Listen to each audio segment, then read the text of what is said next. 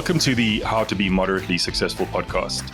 I'm your host, Mike Scott, and I'm also the co-founder and CEO of Nona Digital. In this show, we talk about how to build better FinTech projects, usually, not today though, better businesses, and how to work on yourself to be as effective as possible in your life.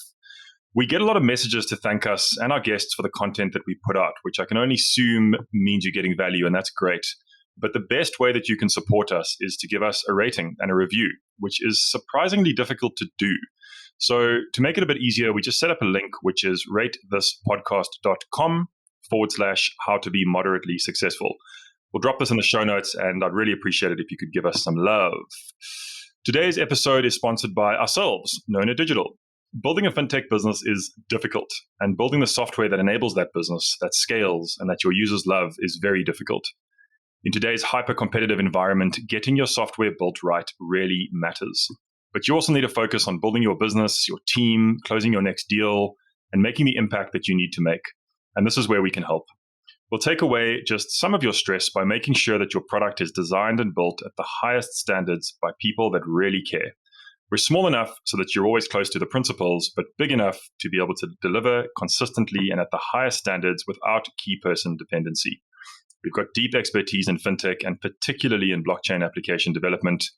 So if you want to accelerate your FinTech project with a team of experts that have a great track record, we'd love to hear from you. Head over to www.nona.digital to book a call directly with one of the principals, or follow any of our contacts in the show notes. I'm going to plug that we are actively hiring senior developers at the moment, as everybody else is, and Benji and I might fight over this during the conversation.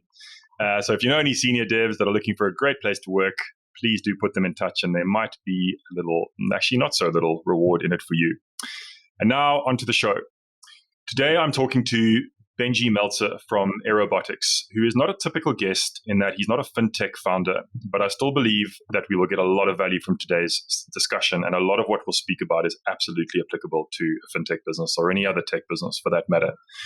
Benji's got an impressive history, starting off studying a business science degree at UCT with first-class honors in Mechatronics engineering, before attending the Imperial College of London, where he studied an MSc in Biomedical Engineering with a specialization in neurotechnology and graduated with distinction there. Benji then went on to work as a business analyst, building software models to evaluate strategic decisions, mainly in the mining industry, before moving on to become the operations and logistics manager for Uber South Africa. Benji is now solely focused on Aerobotics, where he is the co-founder and CTO. And Aerobotics is focused on developing artificial intelligence systems for unmanned aerial vehicles, specifically focusing on the agricultural industry. Aerobotics, according to Crunchbase, has raised around $27 million so far, has customers in 20 countries, and is sitting on around 120 trees analyzed, which is the metric that Benji gets excited about. They are a rapidly growing African scale-up, playing on a global stage and a really impressive business. And at only 31 years old, Benji is a super impressive guy. Welcome, Benji. It's great to have you on the show. Thank you, Mike. It's good to be here. Looking forward to chatting. Cool. So, look, let's start with, I guess, the fact that going through your history and your career, you've had quite an interesting career that I just mentioned there that spans a bunch of things. What led you to wanting to start Aerobotics? I mean, you had worked in as a business analyst, clearly a very smart analytical person. Then you worked at Uber, sort of totally unrelated. And now you're in a very specific area. Talk to me about like what led you from your studies all the way up to going, hey, this is a thing that we think should exist in the world. Sure. So I think a couple of things kind of came together in starting off Aerobotics. Personally, I'm just interested in kind of problem solving in general and learning, I guess, techniques and skills that can be used to solve real world problems in pretty novel ways. For example, you spoke about me studying biomedical engineering. I'm not necessarily interested solely in the biomedical field, but the techniques that we'd learned in that program I found were applicable to solving logistical problems with Uber and getting drivers signed up in different markets, as an example. So it's more the kind of underlying skill sets that I've been interested in picking up throughout my career, rather than the domain that they're being applied to specifically.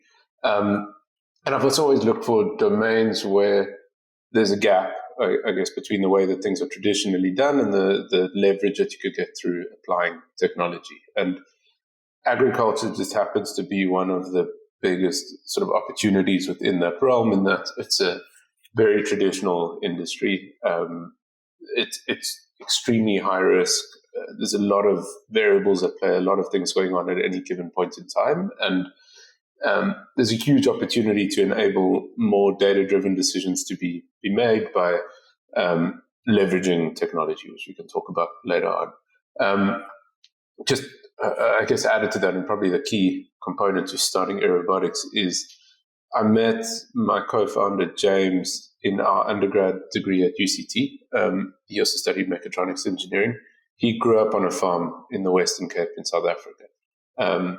So he kind of had a lot of this domain experience agronomically. His personal interests were in aeronautical engineering, specifically. He went on to MIT to study his master's. And mine was more on the sort of analytics and software engineering side of things. And I guess we're both entrepreneurial. Back at UCT, we were already picking up sort of non-engineering courses, knowing that we'd want to start a business down the line at some point. And for a number of years, we were kind of back and forth discussing different ideas and opportunities. And yeah, we just landed on Aerobotics for the reasons I've discussed before, as well as a really nice opportunity to take our own personal interests and skill sets and combine them into something that we'd have a lot of fun doing. How did you go about setting the initial or subsequent hypotheses around this? You know, you're surveying the landscape. You've got a co-founder who's got some proper experience. You've got a lot of analytical skills. You've had some business skills. But there's a question at some point, right? Or a hypothesis that you're sitting going, hold on, can we do this? Talk to me about how that process unfolded. And I mean, given your science background, I'm sure that was a big part of your process. I mean, you'd be surprised. We had it went probably for about 6 months to a year. We would present to each other almost weekly with a different idea that we thought needed solving, either within the agri sector. There are a whole lot of different concepts we look at. I mean, we proposed building an application that allows cattle farmers to count their cattle using aerial imagery, as an example. And yeah, I mean, we slowly started sort of framing different parameters, I guess, that made sense to consider that would get us excited. The most important for us was just that the technology that would be sort of applied there is something that excites us and we'd be driven by, which is by no means, I guess, the traditional or suggested way of starting things off. I mean, there was no kind of initial market analysis or product market fit assessment. It was just kind of what can we build that we'd really be passionate about and proud of if it worked. Having said that, we did do all of this sort of background work on market size and uniformity of problem. A big thing for us was, I guess, as two young engineers, we also wanted to be first. We wanted to build something new.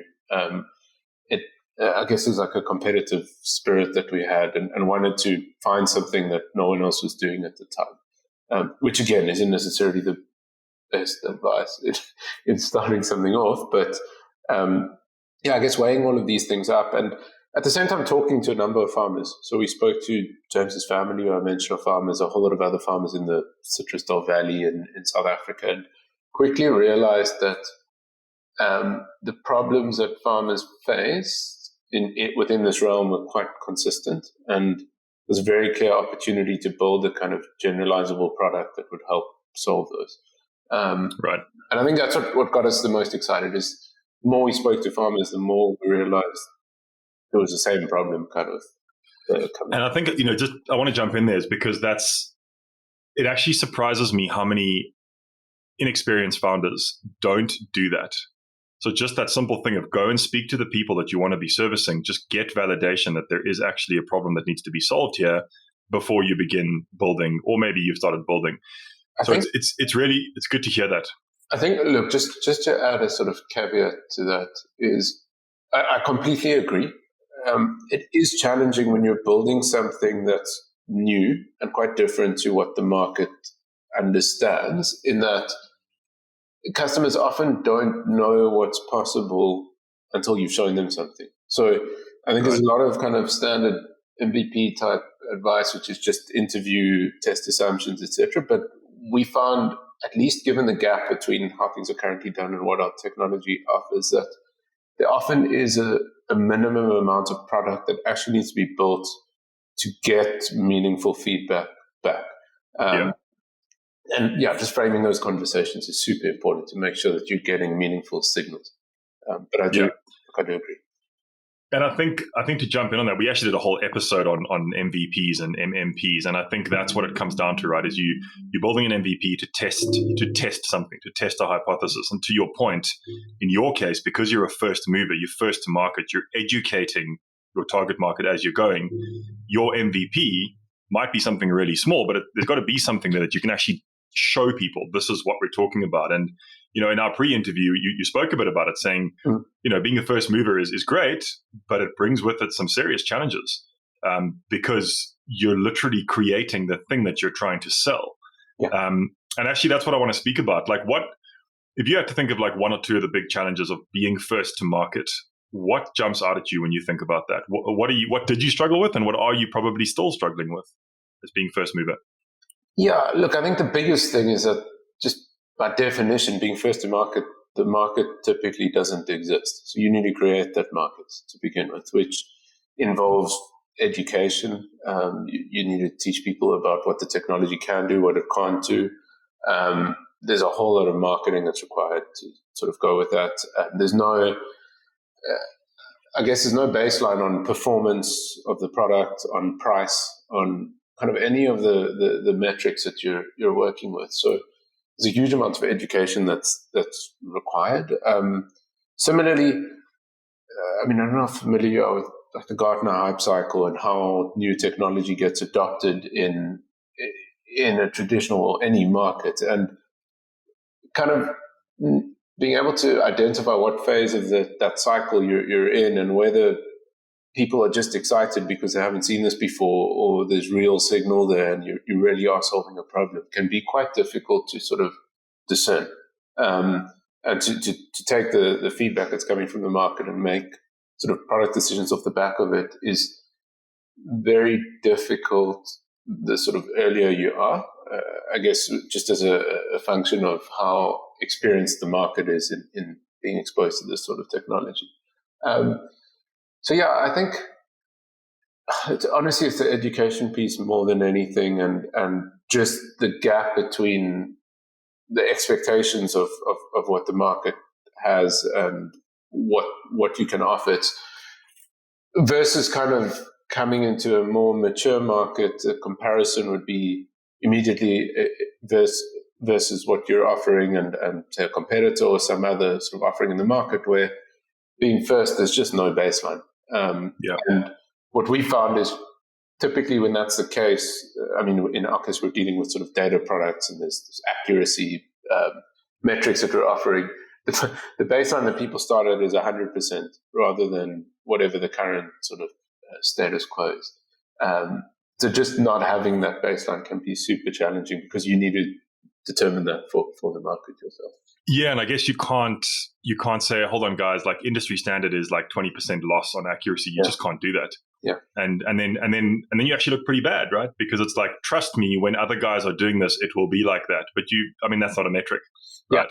Yeah, exactly. So I guess, look, the whole challenge we found is, everyone must experience this in being first to market. It's how do you go through all of this effort and investing all of these resources in creating that market and kind of getting yourselves ready without just creating a ripe market for some competitor to come in and grab, and sort of doing all of this while building some sort of a moat that allows you to retain your customers and the value that you're building is also, especially for new sort of startup and new founders, is quite a lot to take on. How do you think about that? How do you think about building that moat? Like, and for those listeners that might not know what Benji means, it's building the things that make your product or your business defendable against people coming into the market. So things that are difficult to copy or regulations difficult to get through or what have you. How have you guys, if you're able to share, if you're not, that's totally fine. But how have you thought about building that defendability? Yeah, so I think a lot of this is quite specific to the industry that you're playing in. Look, in agriculture, so much hinges on relationships, and decisions are made based off of trust and um, sort of talking on a unit economics level, I guess, like the lifetime value of customers is enormous, but the acquisition cost is also very high because you need to build that trust up. Churn we've seen isn't necessarily an issue. Sort of once you've got someone up and running, they'll typically stay, but it's just a huge amount of time that needs to be invested in building a relationship, and sort of farmers will buy into that relationship and the value that you're offering them. So, I mean, that's one aspect, is just building kind of a meaningful relationship with the customers. Subsequently, I guess additionally on our side, the product very much that we offer improves as a function of the amount of data that you've collected in time. So the data itself is quite a significant amount. I think farming is extremely localized. We talk about it often as an industry that's got just very long tails. Every tree is different. Every farm is different. Every farmer works differently, and being able to build a product that sort of calibrates itself and localizes itself to your specific farming practices and your specific farm, the more that you use it, is a pitch that farmers typically can relate to. And in itself, that kind of history of data creates a moat in that someone else would need to start from scratch in building this up. So that proprietary data set that we're building very much creates that gap too. And the longer it takes for a competitor to come into the market, the bigger that gap gets, because you're collecting data at hopefully a rate of knots, right? So the longer they wait, the better for you guys. Exactly. And I mean, you spoke about the metric of 120 million trees, and it's those sorts of numbers that really create this defensibility for us. Look, there's a couple of other things like partnerships and just like entrenching yourself in the ecosystem in general that we found super helpful in some of our markets. It just creates, again, even more of a gap. And something you touched on, which has been relevant in our space, is also regulation. So, I mean, we're dealing with drones a lot of the time. There's civil aviation sort of regulation that you need to go through, which often has created more of a defensibility for us than a barrier along the way. Similarly, when we're working now with the US Department of Agriculture, there's a lot of kind of red tape to get in there, and I think people can often see this type of thing as like a limiting sort of factor for a startup, but in our case, more often than not, it's actually been like I said, defensibility on our side. So I actually want to dive into that, because like the way you described yourself earlier was, and it sounds like your partner's like this as well, but I can't remember the exact words, but it was something around like really interested in finding ways to solve problems that matter in novel ways, which is an interesting mindset, right? Because you're right. Most people see obstacles as obstacles, right? But when we can see, I've actually just finished reading his book for like the 5th time, when we can see the obstacle as the way, right? To steal Ryan Holiday's wording, to see the obstacle as an opportunity to actually create distance between us and the other guys or what have you. It's a total shift in the way that we run our businesses, the way that we run our lives. And I love what you said there. I just wanted to hone in on that, because it's when we can see these things as going, yeah, this is a real problem. Like this is a real obstacle, but what if we could get over that obstacle? We would just be that much stronger. We would be that much more anti-fragile if you're into those sort of concepts. And I love that you think like that. And it's testament, because you guys are doing that. And I think to the listeners, that's a lesson, right? It's like, oh, there's a regulatory problem. Cool. But instead of stopping, going, what if we could get over that? Because the other guys couldn't. And if we're compounding these things, we just create more and more and more defendability. And it's also great for the team structure, right? Because your team around you sees the way that you as the leader view these obstacles. So I really love that, Benji. It's a cool example of, I think, something that you guys probably face every day, given that you're building things for the first time around the world, regulated environments, etc. I want to change gears a little bit, and I want to talk about the team. So when we spoke, which was a couple of weeks ago, I think you were fast approaching 100 people on the team. And I know that it's a big passion of yours, which not to paint the CTO brush over everyone, but in my experience, it's not that common that the CTO is the person who's deeply passionate about the people part of the business. It's there, but it's not the norm. And that's you. You're the CTO, and you told me outright that the thing you like the most is the people elements in the business and what have you. What I want to know is, a lot of people get to kind of that 50-person mark, and things change significantly. The wheels start to wobble, culture changes, there's suddenly silos and what have you. If you experienced that, talk to me about that. But if not, just talk to me about like what's changed. What have been the differences in the way that you view the culture of the people as you've gone from a team of 2 to a team of close to 100? What's your experience been of like the difficult parts of that?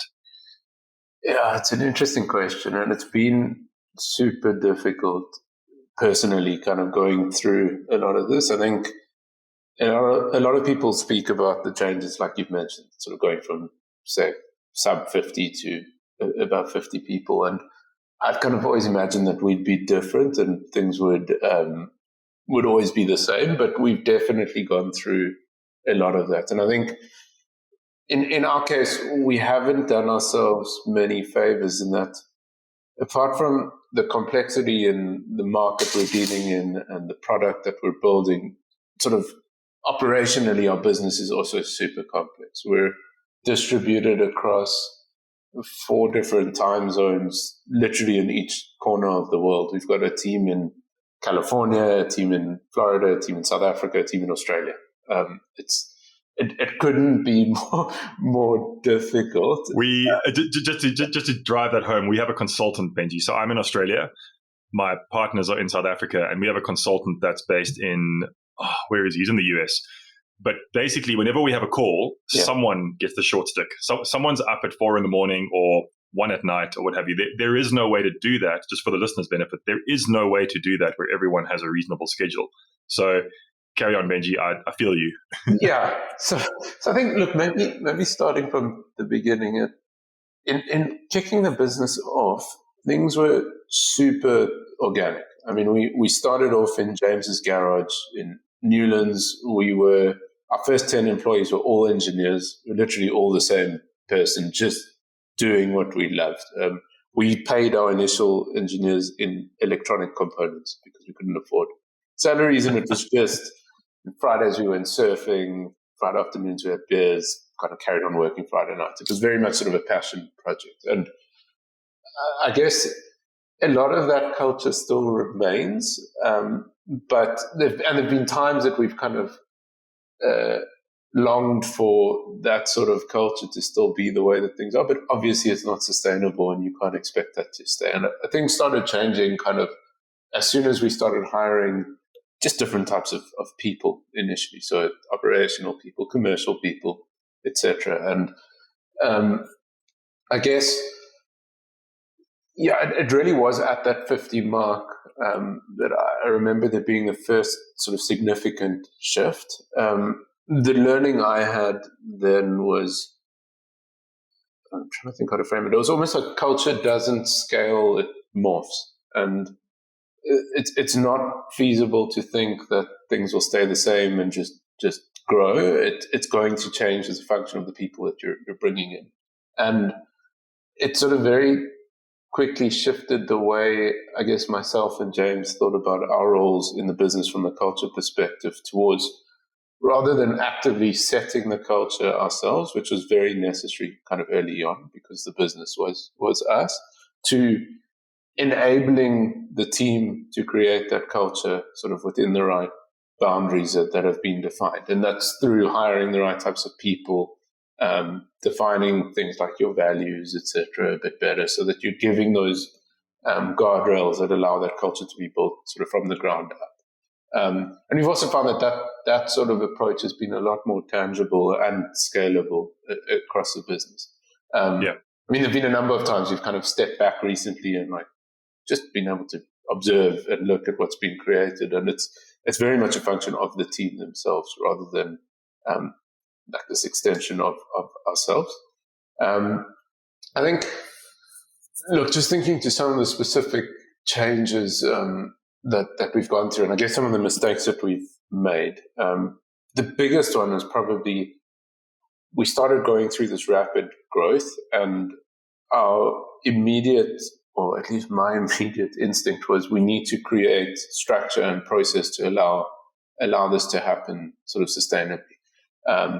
And so we started slapping process on top of everything. And I mean, we're a bunch of entrepreneurs. We've got no idea how career frameworks should work, or sort of hiring scorecards, or any of this stuff. And we just started applying it everywhere. And we quickly realized that, I mean, we'd started this business because we saw an opportunity to move quicker than corporates do and to create something sort of meaningful in an agile way. And we quite quickly realized we're actually becoming a corporate ourselves as we grow. And we're slowing down, and every decision needs 5 people to approve it, because we've got this decision-making framework now that allows us to scale, etc. And it was quite a quick sort of and scary realization that we were going through that phase. And I mean, subsequently what's happened is we've now started looking at all of those processes and just ripping them out and throwing them away. And so we introduced process all over. And I think a lot of the reason we did that was we completely underestimated how well we were doing with certain things already. And you kind of convince yourself as this little startup that every other company is doing things in a much better way, and you go and read all these books that start implementing frameworks and structures everywhere. And it just had an enormous cost, I guess, more often than not, on how we work. And it started creating this corporate culture that kind of lost the essence of kind of why. Can you give me, because I find this really interesting. Just our context is smaller. We're like 30 odd, so we're approaching that number. But so I'm like in the thick of thinking about this. Can you think of an example of where you said, hey, let's add process. The process made it worse. You took process away, and now it's better without process at 100 people. So I think the most recent case of this, and there's some recency bias here, so I'm going through now, was we built out a career framework and kind of performance management process. So the way performance management worked before was we'd check in typically over a beer, sometimes every quarter, sometimes every 6 months, and sort of have a frank discussion on what an employee thought their expectations of their role were, what the manager thought their expectations were, and how both parties thought they did. And we'd often make some decision off the back of that on a promotion or an increase, etc. It was super subjective, and typically it required James and I to just sit together and talk, but it never really created any issues. Like, everyone was kind of happy with the process. And we hit a point where we decided this isn't scalable. It's not going to work. We've got different managers in the business. We're getting more people. We need to come up with a better way of doing things. And we went and built this crazy career framework where, literally from the ground up, we said everyone needs to know exactly what the expectations of their role are. That needs to be for every role in the business, for every level of every role. We're going to build this sort of super detailed grid that everyone's going to be able to refer to whenever they're making a decision, and they'll know, use this as a guideline for sort of how things work, and all performance reviews will be off the back of this, and went as far as to sort of say salaries will be benchmarked off of this framework. And we just built this super dense sort of view of performance and roles in the business, and it literally got zero traction in the company. So everyone, like, the immediate question people were asking was, like, do we really need this? It's just going to slow things down. It's just, we know what's expected of us. It's clear. It's kind of was in the job description. We catch up with our manager in a one-on-one every week, and we talk about expectations and goals. Like, why do we need this? And just asking ourselves that question, it was kind of because Spotify said we needed it, and all these other big tech companies that we copied along the way. And we've ended up in a space now where, yes, we've got a career framework, but we've completely stripped out all the stuff that we don't need. And it's just a super basic kind of definition of what success looks like, and it means for managers to check in. And Yeah, I mean, it goes from that to there's so many other examples of just stuff that we've implemented that's ended up flowing. Yeah, I love that because it's very topical as well, especially when you're dealing with software developers, where not just software developers, but I just see it sort of very prevalent in that, I guess, vertical or whatever you want to call it. But that career path is very explicit. And it's a challenge because sometimes it's actually difficult to define that, right? But I mean, people need to know what's expected of them. They need to know whether they can do it. They need to have autonomy, and to use Dan Pink's sort of stuff, they need to have purpose. They need to feel like they're part of something bigger, right? But we do tend to overcomplicate that. And it's nice listening to somebody else that's gone through this thing at a bigger scale to go like, okay, well, let's do this amazingly smart thing. Oh, wait, no one cares at all about it. Let's just reduce it back to its basics. Do people feel autonomous? Do they feel like they've got a purpose? Do they feel like they can get better at what they're doing? And when they do things that they're going to progress, yes, they do. Well, let's move on from that. Well, that's super interesting share. I think with a lot of these processes, it can be quite sort of undermining for the employee themselves. I think we've hired super competent people that are able to be autonomous, make decisions, and kind of get the job done. And to your point, sort of our job as leaders in the business is to give them context and purpose and meaningful work to do. It shouldn't be to create this like crazy structured environment that avoids mistakes being made and trying to make people as efficient as possible and treating them as like resources in a pipeline. Yeah, because that doesn't make them efficient. Like those are not the levers you pull to get efficiency. Yeah, so there's been a lot of learnings and a lot of mistakes that we made. Yeah, it's a great share. So Benji, changing gears again, I think in our pre-discussions, just correct me if I'm wrong, but I seem to remember you saying that around 80% of your revenue comes from the US. Obviously, it's a massive market. My question around that is, you're a South African dude, your company's a South African company. I don't know where you domicile, it doesn't really matter. But for all intents and purposes, I view you as a South African company. How has your experience been in terms of being received and perceived in the US market as a South African company? Have they taken you guys seriously? I mean, they do now, but how did that process go? Were they like, what are you talking about, little South African company? Or were they like, oh, wow, you guys are farmers, agricultural country, we'll listen to you. What was your initial experience of that, and how has that evolved? Yeah, it's another good question. And I think, look, my initial assumption was that the perception would be quite negative. Like you've said, I mean, we're coming from this city that most people have never heard of, in a country the other side of the world. Sort of why would people buy product from us on the ground? And what we've learned is, I mean, a number of things. One is the agricultural industry is small. It's everyone knows everyone. A lot of these companies happen to have South Africans in them running the agricultural sort of departments. And South Africa's actually got a really good reputation agriculturally around the world. So it sort of, if anything, being South Africans almost been to our benefit in that we were able to show case studies and use cases working with farmers here, which often they've heard of in the States, and understand those kind of challenges in the conditions that farmers face locally. And as a result, it gives the technology some sort of validation more than anything. We have also hired people on the ground in industry and partnered with some industry players. So I spoke about the US Department of Agriculture as an example, that have helped us kind of leapfrog those trust barriers. Honestly, though, more often than not, the limitations more being a function of the technology itself being quite early in the market, being the way the market is, rather than where we're based geographically. Just added to that with COVID, the last few years, the way things are going and kind of selling and buying things digitally is becoming more accepted for a market that traditionally would never have done so. And as a result, sort of geographical borders are becoming less and less of a constraint too. So it hasn't been such a problem. I think the challenge for us has more been the bulk of the business is based in South Africa, the bulk of our team, the bulk of the revenue is coming from the States. How do we make sure that we're not biased towards the wrong problems because of where we're sitting, to solving the wrong problems because of where we're sitting?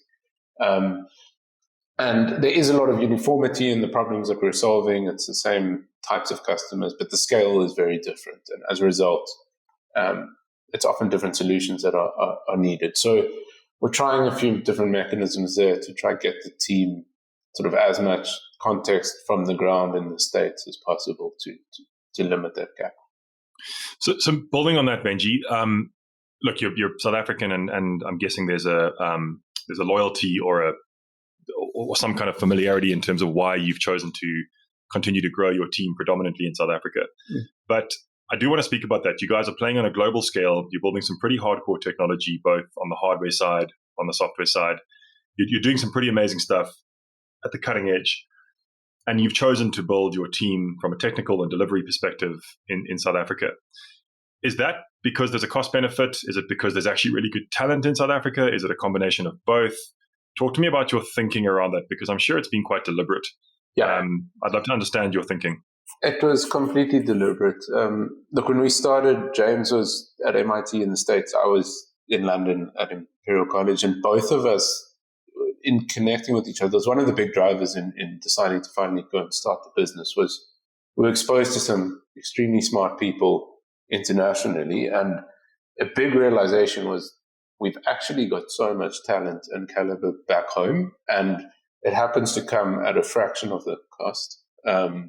It's a much less competitive space. I mean, you're not competing with Facebook, Google, Spotify, whoever. There's limited opportunities as engineers in South Africa to go into sort of the tech industry that just happen to not be.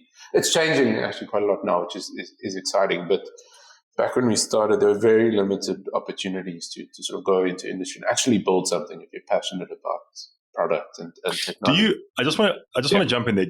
When you said you're not competing with Facebook, Spotify, etc., do you still feel like that now that everyone's forced to feel remotely in the age of COVID? It's changing.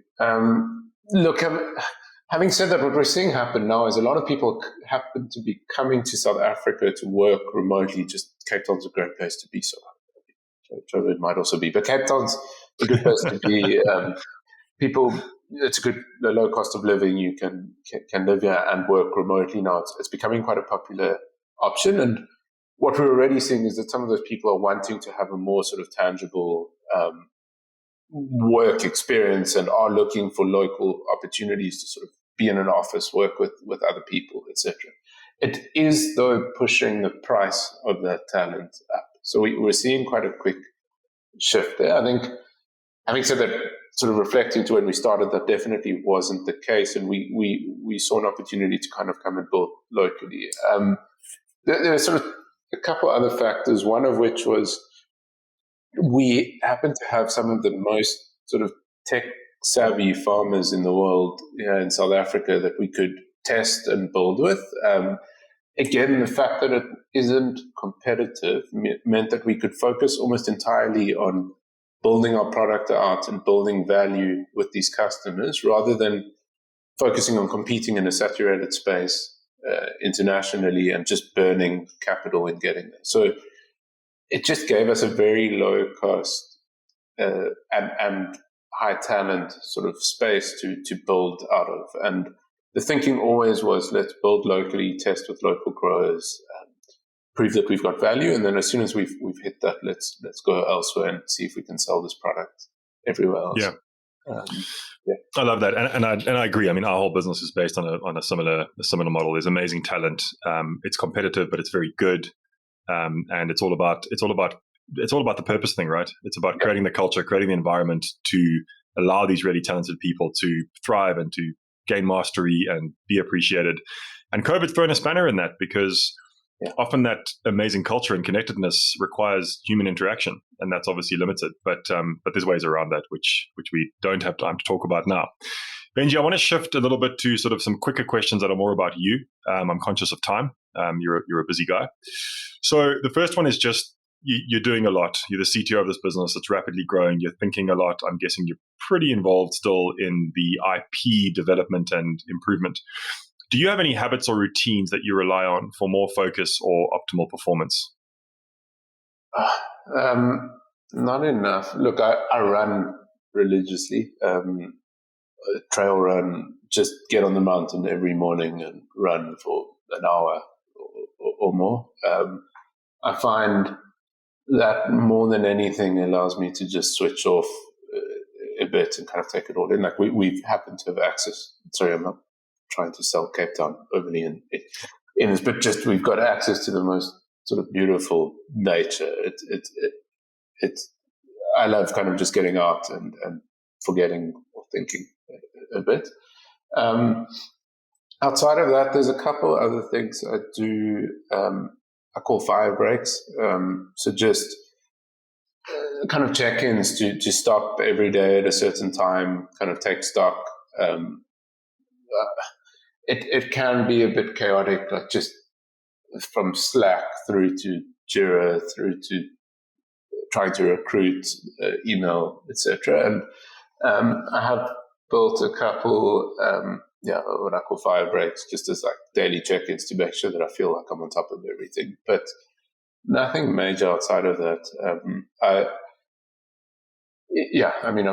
married. I've got my wife and now a little puppy now, Moby, who keep me kind of in check too, outside of that. What scares you in business? That's a tough question.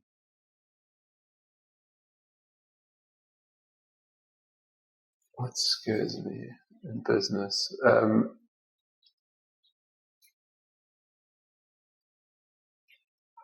don't get that scared.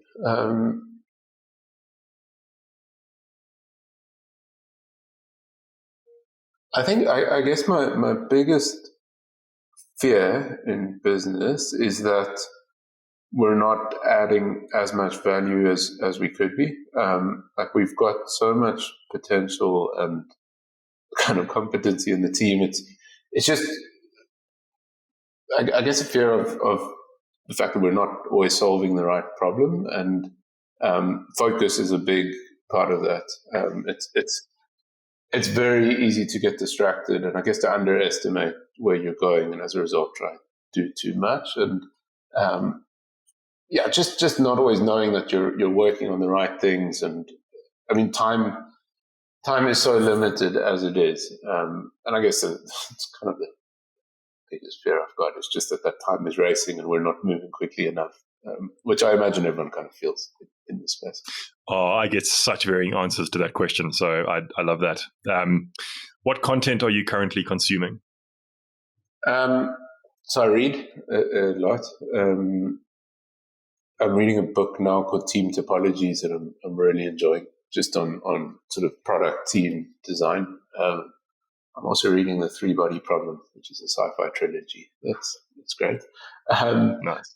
Outside of that, read quite a lot of sort of leadership blogs and newsletters. The one in particular is Software Leaders Weekly by Oren Ellenbogen that I think is excellent. And it's everything from sort of building engineering team culture through to decision-making processes or career growth, etc. What's the last book you read cover to cover? Cover to cover. It was A Three-Body Problem, the sci-fi, the second book in the trilogy. The last business book I read before that was No Rules by Reed Hastings, which I enjoyed too. Yeah, great book. Yeah. Benji, we've jumped around a lot. You've been amazing. We've spoken about a lot. If there's one thing that you would want the listeners to leave with today, what is the one thing that you would want them to take with them from today's discussion? Yeah, I think, just in line with the topics we've spoken about, and I guess of some of the mistakes that we made.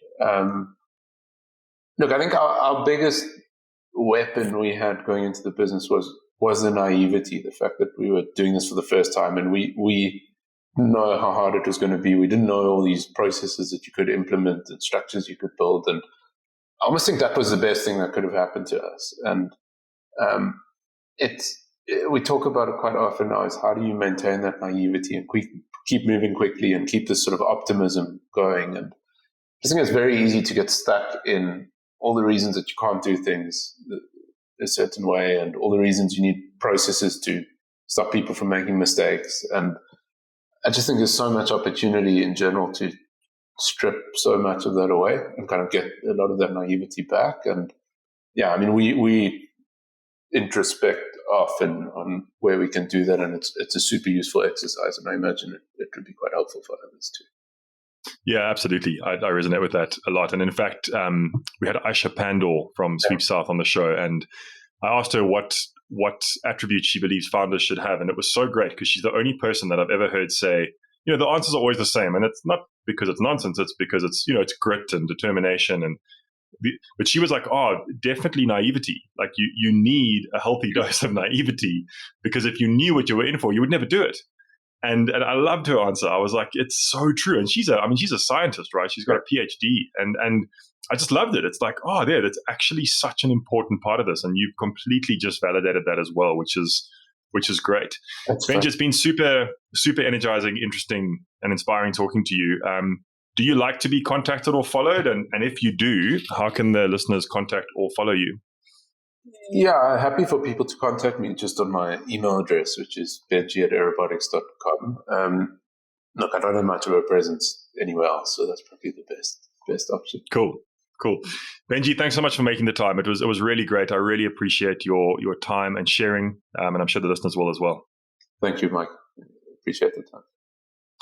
And to the listeners, I hope you got some value from today's episode. I definitely did. I think my main takeaway from Benji, I think there's two. I think the one is what he shared right at the end, which is the naivety, just that revalidation of like that healthy dose of naivety together with your grit and your determination. And the other one is just the reminder of obstacles are there to be overcome. They're not there to stop you. If you can get over them, you just get that much further ahead and distanced from the competition or failure or whatever you view it to be. So thanks for listening to the How to Be Moderately Successful podcast.